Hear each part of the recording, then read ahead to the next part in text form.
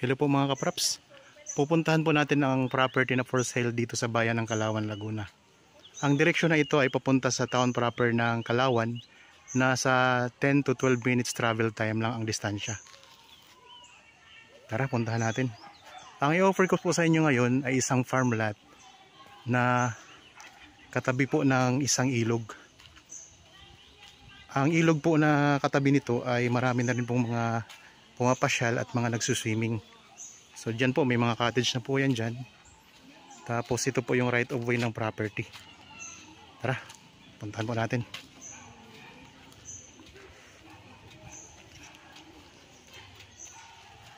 So ang property mga kapraps ay tawid ilog. Kaya kailangan nyo pong magpagawa ng tulay para makapasok po ang inyong sasakyan doon sa mismong property. Pero itong dadaanan natin ngayon, ito ay right of way na ng mga property dito. Kaya kung magiging inyo na po ito mga kapraps, itong ipapakita ko sa inyo, yung property, ay meron na kayong magiging right of way na pwede nyong tayuan ng o lagyan ng tulay na maliit. Oh.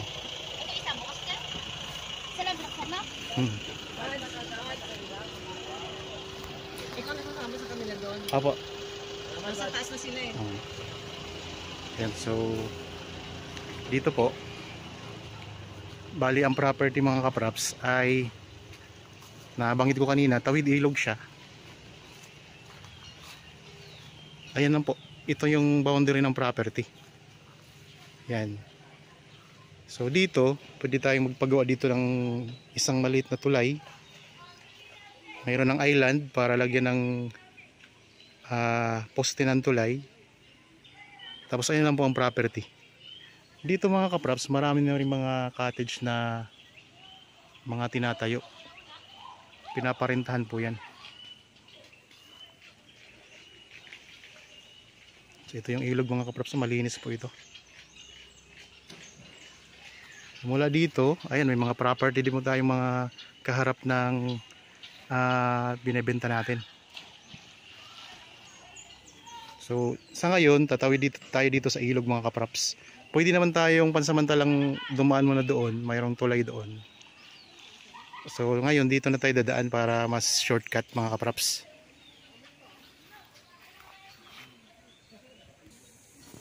Okay, tara, tawid na tayo.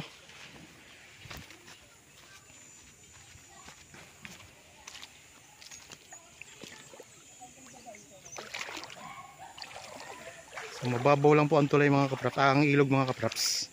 Kaya kaya natin tawirin. Yan o, tawid tayo.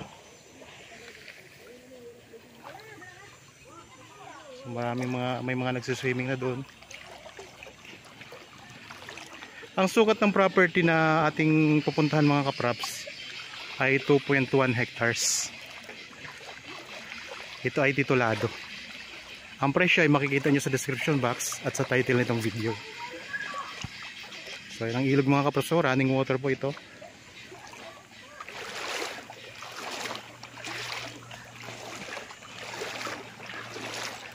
Ang cottage. So ayan, dito na tayo. So galing tayo doon kanina. Ayan mga kapraps. So yun yung right of way papasok. Tapos dito kayo magpapagawa ng inyong tulay para makapasok ang property dito sa loob. Makapasok ang inyong sasakyan dito sa loob ng property. Okay.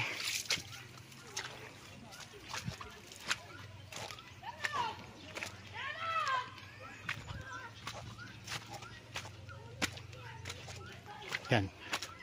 Dito na tayo ngayon sa property mga kapraps. Ito yung boundary, yung may saging na yan.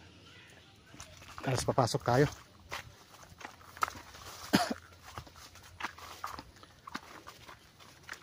Marami itong mga tanim na mga lansones. At may marami ding mga puno ng saging.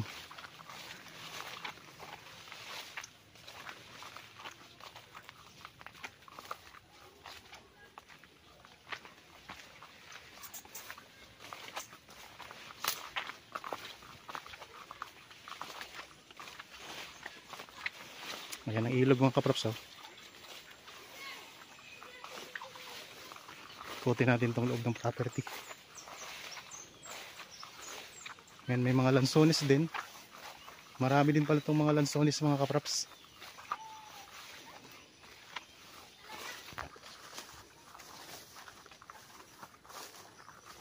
Ang daming lansones, oh.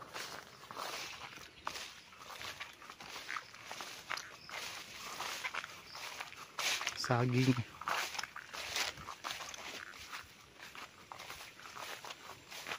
Tapos mamaya doon sa may itaas na bahagi nitong property, titingnan din natin, marami doong mga rambutan.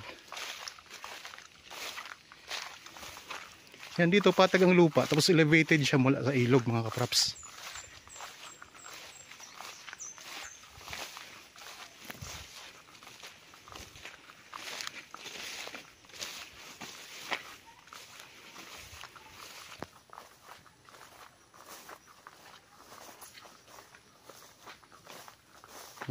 Pwede nyo itong i-develop.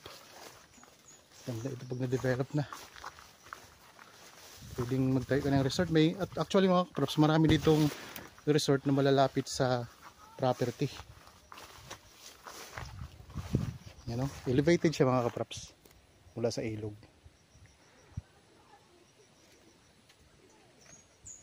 Yan mga katapat na property.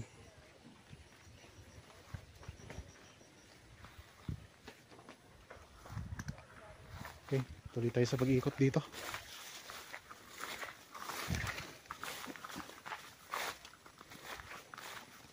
Meron pang isang puno ng papaya.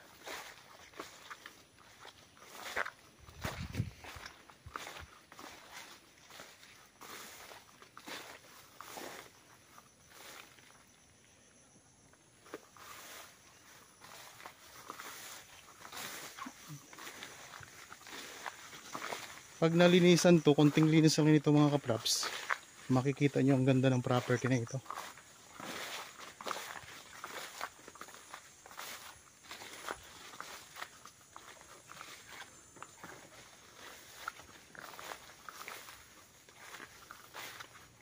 Dito ang gaganda ng mga halaman. Yan, ito naman yung boundary ng property. Itong may mga halaman na ito na maganda. Itong puno ng mangga.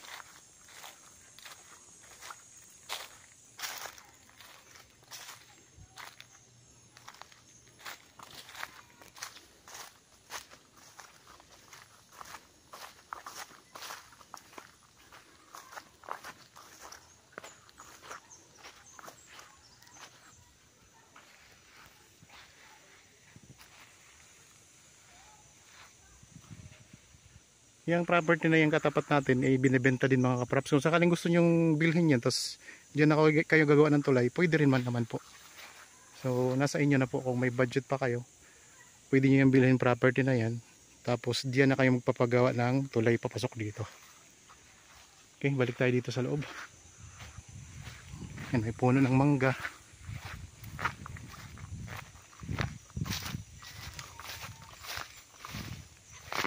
Tapos dito may ano dito, mayroong tingnan natin yung maraming tanim na rambutan.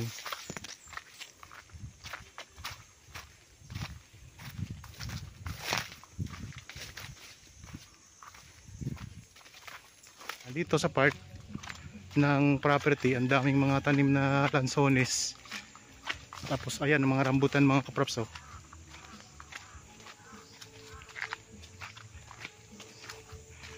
Malapit na ang bungahan nito.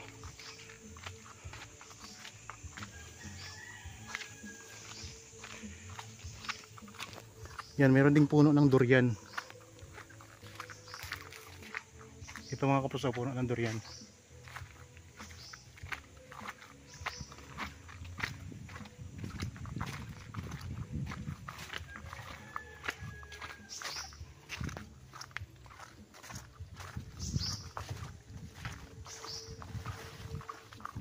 Meron ding mga lansones, bukod sa rambutan may mga lansones din dito.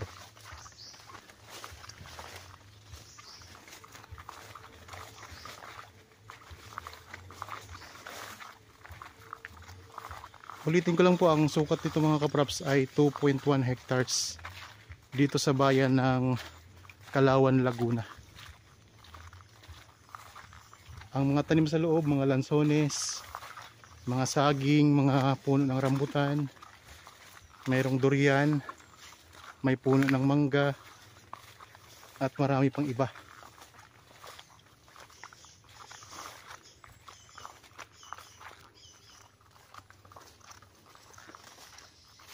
Tapos doon sa bandang itaas ng property mga kapraps, ito kasi ay medyo mababang part. Tapos doon elevated naman ng konti. Yan, marami din yung mga tanim na rambutan. Napakarami dyan. Tapos ito dito sa baba, marami ding rambutan mga kapraps. Oh. Okay. Try natin puntahan. Kung hindi ko masukal yung damo.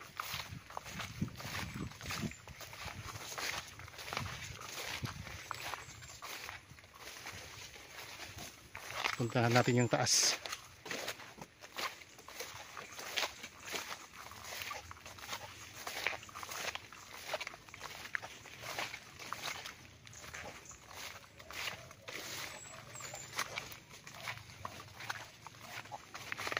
Yan mga kapraps, dito tayo sa may bandang itaas. Yan ang mga lansones, daming puno.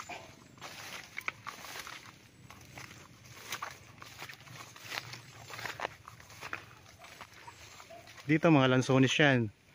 Pag natingnan natin dito banda, ayan, puro mga rambutan yan mga kapraps. Daming rambutan dito.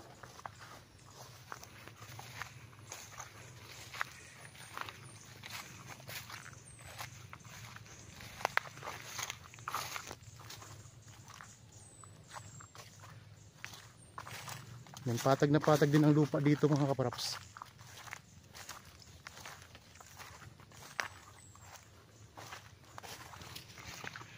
Puro rambutan yan. Ikot ko lang mga kapraps ang camera.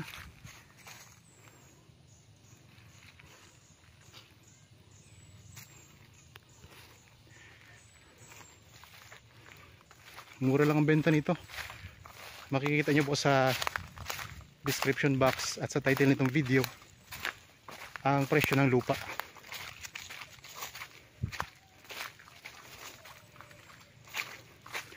Meron ditong bahay na for renovate na.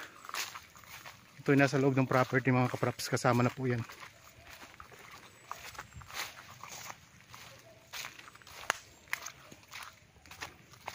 Dati po nakatira dyan ang caretaker dito sa property.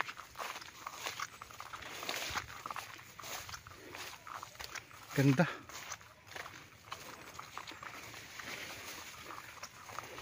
Tawid ilog lang tayo. Pag tawid natin ng ilog, ang ganda ng makikita natin dito sa loob. Oh.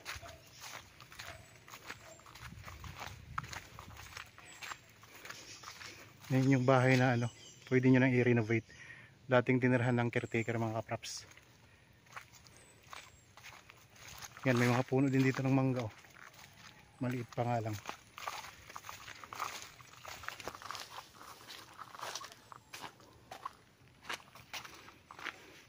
Yes, meron sila ditong hagdan na dadaanan natin papunta doon sa ilog.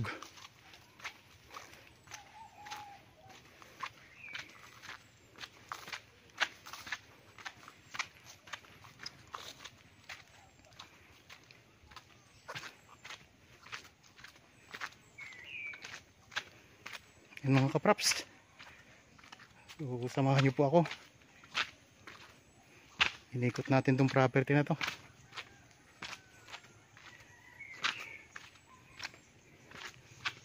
Daming rambutan mga lansones, marami din.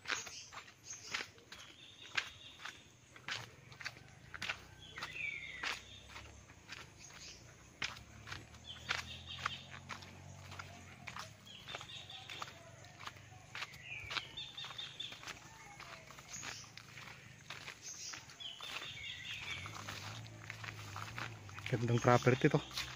So murang mura pa lang ang benta. Yun nga lang po, magpapagawa ka pa talaga ng tulay para makapasok dito sa loob ng inyong sasakyan.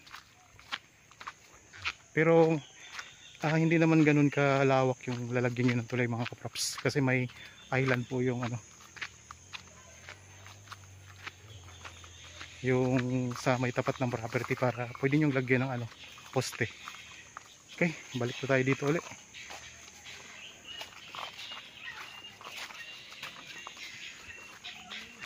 Yan, dito na tayo ulit sa ilog mga kaprops.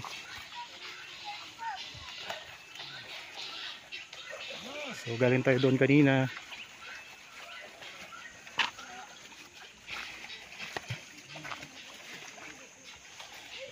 Okay, maraming salamat po sa inyong panonood.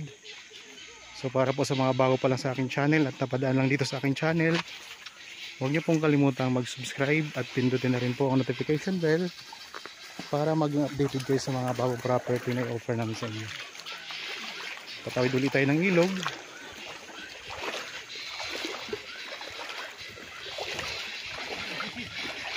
Yan ang frontage mga kaprops ng property.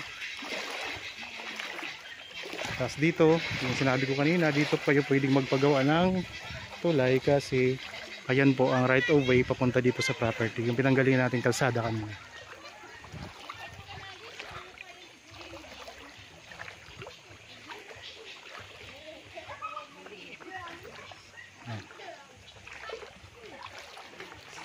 Malinaw po ang tubig niya. Okay. Nakatawid na tayo ng ilog mga kaprops. Galing tayo doon kanina. Inikot natin yung property kanina. Yan, mula dito ang boundary ng property, yung saging na yan, hanggang doon sa mangga. Galing tayo doon kanina yung mangga na yun. Yan ang aso, naliligo po. Naliligo, fresh na fresh yung aso. Okay po, salamat po sa inyong panonood mga kaprops. God bless po sa ating lahat.